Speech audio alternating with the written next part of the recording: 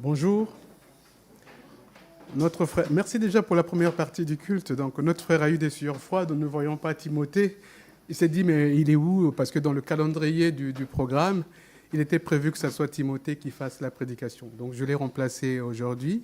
Je ne suis pas Timothée, je suis Aimé, mais on aura quand même notre prédication. Donc, je l'ai rassuré, ne t'inquiète pas, c'est moi qui prenais, en fin de compte, la relève aujourd'hui.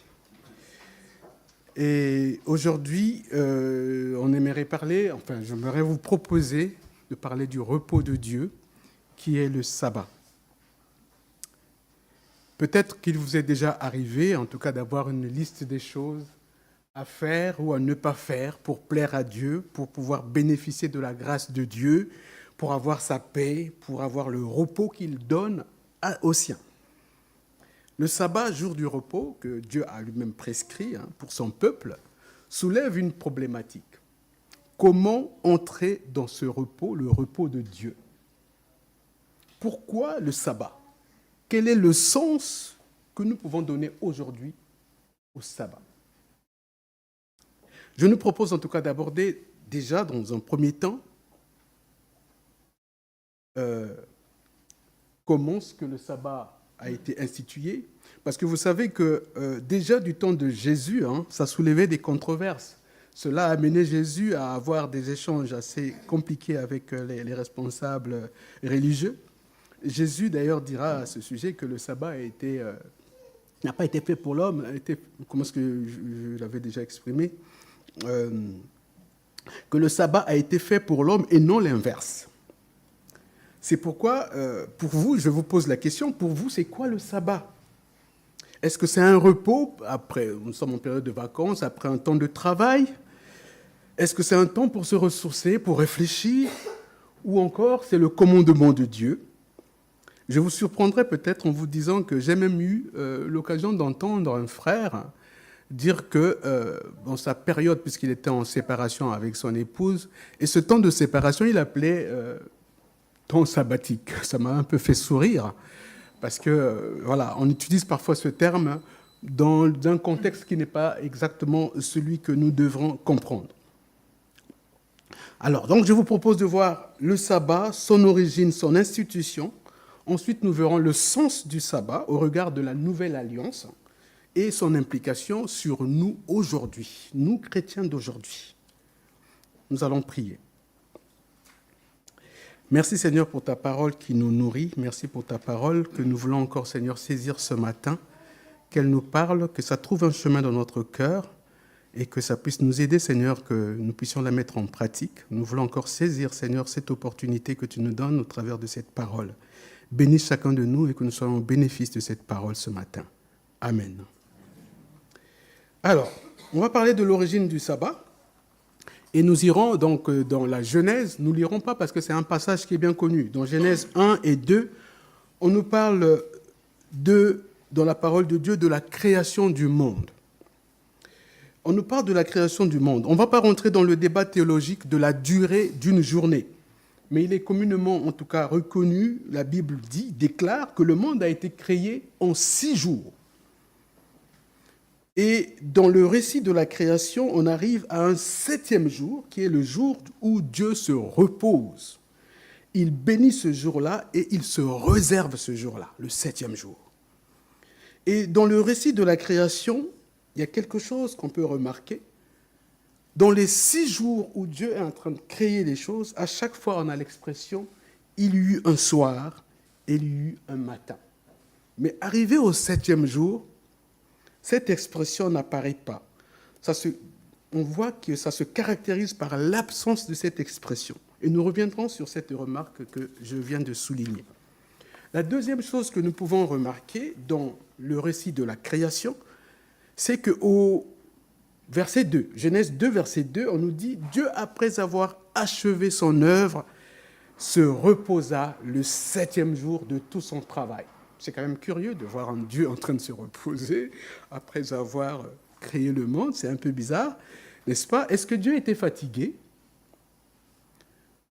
Est-ce que Dieu était fatigué après cette création? Non, la parole de Dieu nous dit, en tout cas au Psaume 127, que Dieu ne se lasse pas, qu'il ne s'épuise pas. Et au Psaume 121, il ne sommeille ni ne dort. Mais comment on peut comprendre finalement ce repos de Dieu? Il faut comprendre ici que Dieu s'arrête tout simplement après avoir achevé son œuvre de création. Il a posé les fondements de la vie, il a posé tout ce qui était prêt pour que la nature, les animaux, les hommes puissent dorénavant se développer, puissent vivre. En fait, Dieu donne à l'homme un modèle à suivre dans l'établissement d'un cycle de travail. Après un cycle de travail, il est nécessaire qu'il y ait un repos. Donc Dieu nous donne un exemple. Notons aussi, il y a quelque chose qu'on peut noter, en tout cas tout au moins, le jour où Dieu va se reposer correspond au premier jour où l'homme commence sa vie sur terre. C'est curieux, non? L'homme commence sa vie en bénéficiant des bontés de Dieu. Il peut savourer tout ce que Dieu a mis à sa disposition. Il sait dorénavant que sa vie est liée, intimement liée à Dieu, qui lui donne ce dont il a besoin, sans effort personnel, sans contrepartie. Dieu a tout mis en place pour que Dieu puisse vivre. Mais comment le sabbat a été finalement institué? Pourquoi c'est devenu une institution?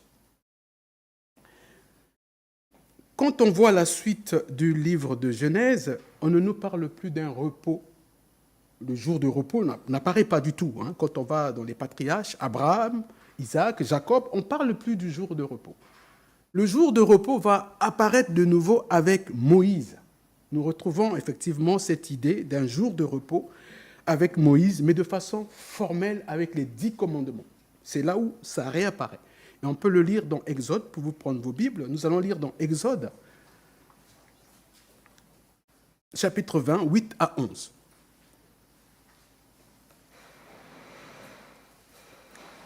Lisons la parole de Dieu dans Exode 20, 8 à 11. N'oublie jamais de me consacrer le jour du sabbat. Tu as 6 jours pour travailler et faire ton ouvrage. Le 7e jour, c'est le sabbat qui m'est réservé à moi le Seigneur, ton Dieu.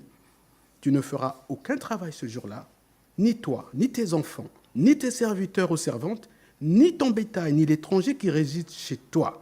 Car en 6 jours, j'ai créé le ciel, la terre, la mer et tout ce qu'ils contiennent, puis je me suis reposé le 7e jour.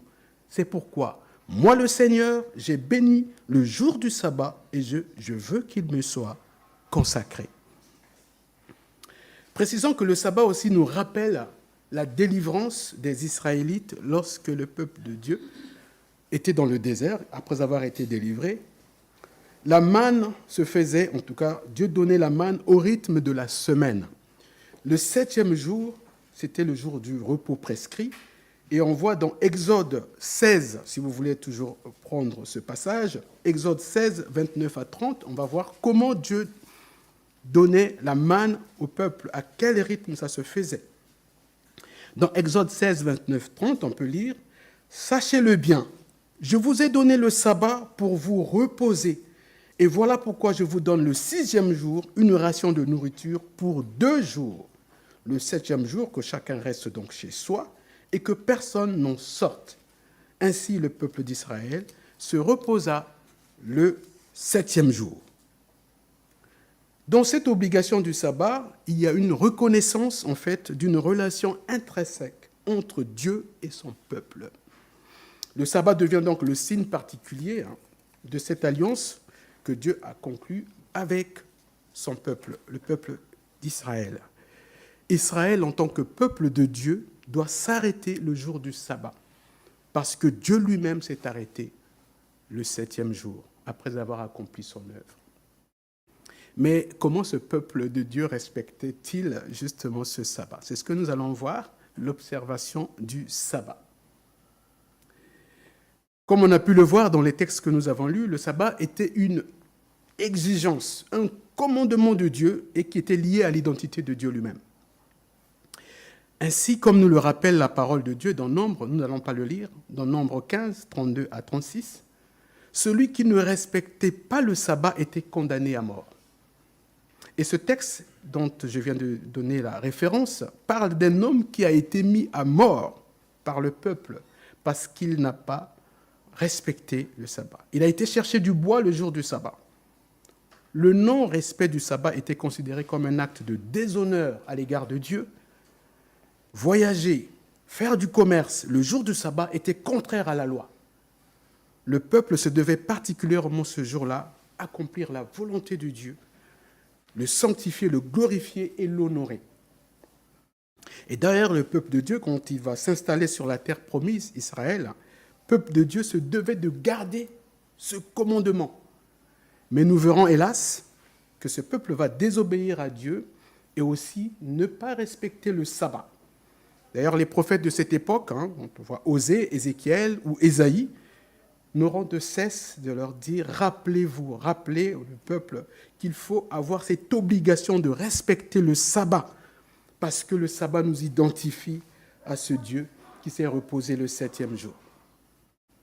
On va lire un passage dans Ésaïe, je vous laisse prendre ce passage, dans Ésaïe 58, 13 à 14. Ésaïe 58, 13 à 14. Si tu renonces à travailler le jour du sabbat, ou à traiter une bonne affaire le jour qui m'est consacré, dit le Seigneur, si tu parles du sabbat comme un jour de joie, consacré à mon service, effectivement, en renonçant à travailler, à saisir une bonne affaire et à marchander longuement, alors je deviendrai la source de ta joie. Moi, le Seigneur, je t'emmènerai en triomphe sur les hauts sommets et je te ferai profiter du pays que Jacob, ton ancêtre, a reçu en propriété. Voilà ce que promet le Seigneur.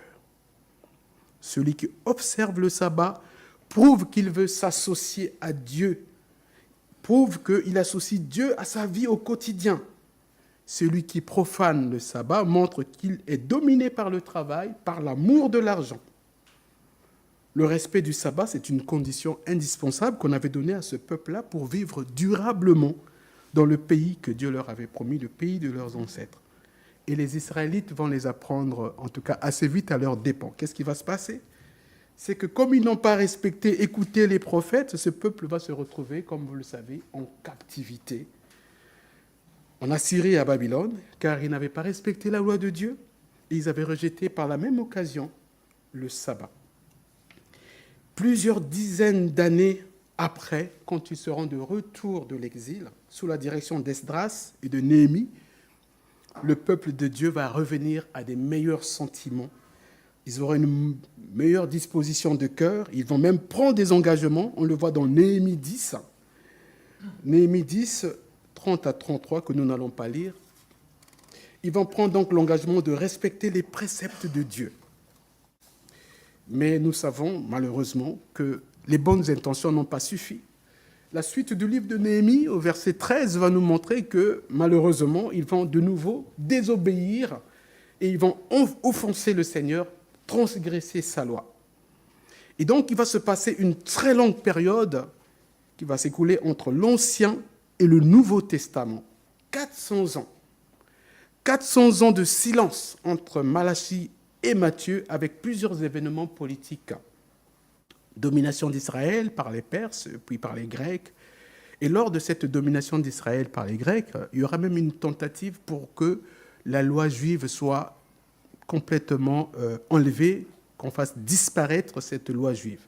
La conséquence va être une révolte des Israélites qui étaient fidèles, qui étaient conduits par un mouvement religieux sous la direction d'un certain Judas Maccabée et sa famille.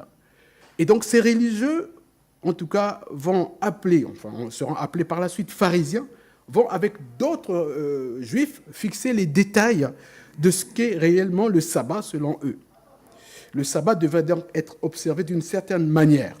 Un sabbat dont la rigueur et le légalisme interdisaient même des gestes de miséricorde. On ne pouvait pas faire du bien à son voisin, à son prochain.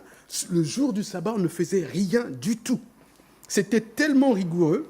D'ailleurs, je le dirai par la suite, que Jésus va en fait dénoncer les contradictions de cette manière de voir le sabbat.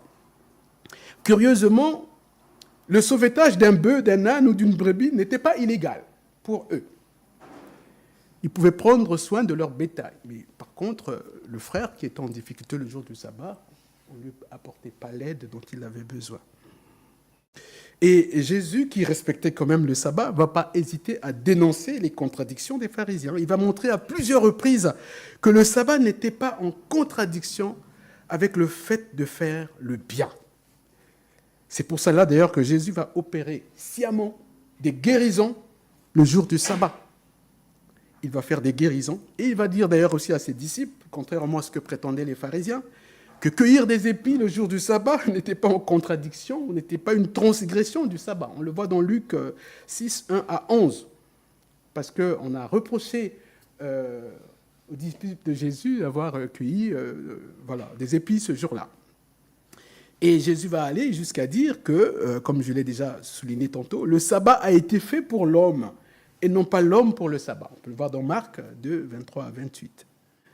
Et cette remise en cause de la pratique pharisienne du sabbat va attirer à Jésus, vous savez, les foudres, la haine des responsables juifs. C'est d'ailleurs une des raisons pour laquelle ils voudront le mettre à mort. Et nous savons que Jésus sera mis à mort, effectivement.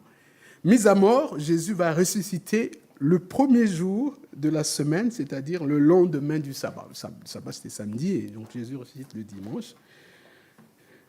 Et très vite, le dimanche devient le jour du Seigneur.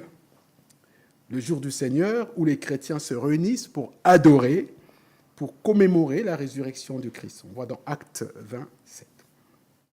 Mais quelle signification spirituelle va prendre le sabbat dans la nouvelle alliance? Et quelles répercussions va avoir le sabbat sur nous aujourd'hui? Quel est le véritable sens du sabbat? Quel est son impact sur nous dans nos vies aujourd'hui? Quand on voit dans le Nouveau Testament, le sabbat n'est cité qu'à 2 reprises. D'abord avec Paul dans Colossiens 2, 16 à 17, puis dans Hébreux 4, 1 à 11. Je vous propose de prendre ce texte. Colossiens 2, 16 à 17. Colossiens 2, 16 à 17.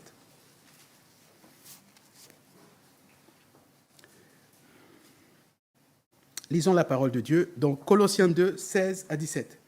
C'est pourquoi ne vous laissez juger par personne à propos de ce que vous mangez ou de ce que vous buvez, ou au sujet de l'observance des jours de fête, des nouvelles lunes ou des sabbats. Tout cela n'était que l'ombre des choses à venir. La réalité est en Christ. Je veux relire le texte. C'est pourquoi ne vous laissez juger par personne à propos de ce que vous mangez ou de ce que vous buvez, ou au sujet de l'observance des jours de fête, des nouvelles lunes ou des sabbats. Tout cela n'était que l'ombre des choses à venir. La réalité est en Christ. Je propose qu'on prenne le deuxième texte. Ça va nous éclairer sur ce qu'est le sabbat de nos jours. Prenons dans Hébreux 4, chapitre 4, versets 1 à 11. Hébreux 4, 1 à 11. Dieu nous a laissé la promesse que nous pourrons entrer dans le repos qu'il nous a préparé. Prenons donc bien garde que personne parmi vous ne se trouve avoir manqué l'occasion d'y entrer. Car nous avons reçu la parole de Dieu tout comme ceux qui étaient dans le désert. Or, ils ont entendu ce message sans aucun profit, car lorsqu'ils l'entendirent, ils ne le reçurent pas avec foi. Nous qui croyons, nous allons entrer dans ce repos dont Dieu a dit, « Dans ma colère, j'ai fait ce serment, ils n'entreront jamais dans le pays où je leur ai préparé le repos. » Il dit alors que son œuvre avait été achevée dès la création du monde. En effet, quelque part dans l'Écriture, il est dit ceci à propos du 7e jour. Dieu se reposa le 7e jour de tout son travail. Il est dit aussi, dans le texte ci-dessus, Ils n'entreront jamais dans le pays où je leur ai préparé le repos. Ceux qui avaient été les premiers à entendre la parole de Dieu ne sont pas entrés dans ce repos parce qu'ils ont refusé d'obéir. Par conséquent, il est encore possible pour d'autres d'y entrer. C'est pourquoi Dieu fixe de nouveau un jour appelé aujourd'hui. Il en a parlé beaucoup plus tard, par l'intermédiaire de David, dans le passage déjà cité. Si vous entendez la voix de Dieu aujourd'hui, ne refusez pas de comprendre. En effet, si Josué avait conduit le peuple dans ce repos, Dieu n'aurait pas parlé plus tard d'un autre jour. Ainsi, un repos semblable à celui du 7e jour reste offert au peuple de Dieu, car celui qui entre dans le repos préparé par Dieu se repose de son travail comme Dieu s'est reposé du sien. Efforçons-nous donc d'entrer dans ce repos, faisant en sorte qu'aucun de nous ne tombe en refusant d'obéir comme nos ancêtres. Amen. Dans ces deux passages que nous venons de lire, on voit qu'il y a une nouvelle perspective, une nouvelle compréhension, une nouvelle dimension du sabbat. Une lumière qui nous éclaire sur ce que Dieu voulait à travers le sabbat. Ces passages indiquent qu'il ne faut pas observer le sabbat de la même manière que les pharisiens. On nous dit que ce n'était qu'une image, une ombre du repos que nous avons aujourd'hui en Christ. En effet, Colossiens 2,16, chapitre 2, 16 à 17, nous rappelle que le sabbat à l'époque de Moïse n'était qu'une ombre, autrement dit une transition. C'était une transition vers quelque chose de plus important, de plus abouti. Comme vous le savez, la loi a été donnée pour que ce soit le pédagogue qui nous fasse montrer notre faiblesse, notre incapacité à respecter cette loi, notre incapacité à vaincre le péché, à nous sauver par nous-mêmes. C'était une sorte d'annonce vers une réalité autre que nous avons en Christ. Le vrai sabbat, c'est Christ, le vrai sabbat, qui nous amène en toute chose à la perfection. C'est Christ qui nous amène en toute chose à la perfection. Le temps qui nous est accordé aujourd'hui, sous la nouvelle alliance, c'est un temps qui appartient à Dieu. Donc personne ne doit être obligé de juger notre manière d'observer. Il faut faire ci, il faut faire ça de cette manière pour que le sabbat soit respecté. Ou telle fête, etc., comme on a lu tout à l'heure. Dieu n'est pas seulement accessible le samedi, on est d'accord? Dieu n'est pas seulement accessible le dimanche. Tout le temps appartient à Dieu. Dieu, par son esprit, est en nous en tout temps. J'ouvre une parenthèse pour dire qu'un jour, j'ai eu l'occasion de discuter avec un ami de mon frère sur le sabbat. Pour lui, il était nullement question qu'il travaille le samedi. Impossible. Sabbat oblige, il ne peut pas travailler le samedi. Je lui ai demandé, écoute, si par exemple tu travaillais à la santé, dans la santé, et que tu es programmé le samedi, qu'est-ce que tu ferais? Tu vas refuser d'aller aider les malades, les soigner? Sa réponse m'a sidéré. Il m'a dit, je changerai de travail. Parce que je ne veux pas travailler le samedi. Pourtant, la parole de Dieu nous déclare, en tout cas dans Hébreux 4, au verset 3, au verset 9 et au verset 10, que ceux qui croient entrent dans le repos, car ce ne sont plus eux qui agissent, mais c'est le Seigneur qui agit en eux et par eux, et cela tous les jours de la semaine. Tous les jours de la semaine. Dieu, dans son amour, en tout cas, a mis en fin de compte cette possibilité pour que nous ayons cette communion avec lui à tout moment. Le sabbat n'est pas une pause qu'il faut avoir. C'est bien plus qu'une simple cessation d'activité. C'est le temps qui nous est offert pour une relation particulière avec Dieu. Un temps de communion avec le Créateur. Il n'est pas réservé un jour particulier pour être en communion avec Dieu. C'est la désobéissance de l'homme qui nous prive de cette relation particulière que nous pouvons avoir, que nous pouvons vivre avec Dieu. Et nous savons, la parole de Dieu nous enseigne, comment retrouver cette communion avec Dieu. L'homme doit simplement rechercher la présence de Dieu dans sa vie. Dieu fera le reste. En tant que maître du sabbat, Jésus dira lui-même, « Mon Père est à l'œuvre jusqu'à présent, et moi aussi je suis à l'œuvre. » On le voit dans Jean 5, chapitre 5, versets 16 à 17. « Mon Père est à l'œuvre jusqu'à présent, et moi aussi je suis à l'œuvre. » Dieu n'a pas cessé, après la création, il est allé se reposer. Il est à l'œuvre, il travaille, il nous accompagne dans nos vies au quotidien. Rappelons-nous de notre passage de Genèse, je vous avais dit, nous reviendrons sur ça. Les 6 premiers jours, il y avait à chaque fois un soir et un matin. Mais le 7e jour, il n'y a pas eu de soir ni de matin. Ce jour continue. Ça peut nous laisser penser que nous sommes toujours au bénéfice de ce 7e jour, le jour où Dieu sera disponible pour l'homme, pour être à nos côtés. Dieu n'est pas inactif. Il continue à agir par son amour, en nous offrant sa présence. Et Jésus, qui est le maître du sabbat, agit également. Le 7e jour nous est offert encore aujourd'hui pour que nous puissions entrer dans la grâce de Dieu, dans le repos que Dieu nous offre. Et donc nous pouvons comprendre qu'il y a une incidence, en fin de compte, sur nos vies, le sabbat qui nous est offert. Quel impact dans nos vies? Jésus, à son époque, avait condamné l'attitude des pharisiens, qui consistait à réglementer les choses à faire, à ne pas faire. Il fallait, selon eux, agir d'une telle manière, de telle autre manière, pour vivre le sabbat. Mais comme nous l'avons vu, je le rappelle, le sabbat a été fait pour l'homme, et non pas l'homme pour le sabbat. C'est pourquoi le Fils de l'homme, on nous dit, est le maître du sabbat.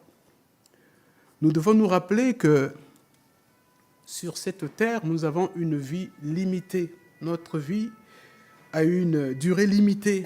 Nous sommes appelés à prendre des décisions, à vivre d'une certaine manière notre foi. Nous devons être conscients de l'opportunité que Dieu nous donne, encore aujourd'hui, de faire les bons choix, de nous laisser conduire par celui qui est le maître du sabbat, Jésus-Christ. Mais quand on veut suivre Jésus-Christ, attention à ne pas mélanger ce qui ressort de la tradition des hommes et de la parole de Dieu. La tradition des hommes est une chose, la parole de Dieu en est une autre. Attention de ne pas confondre aussi, lorsqu'on nous parle du sabbat, du repos physique avec le repos spirituel.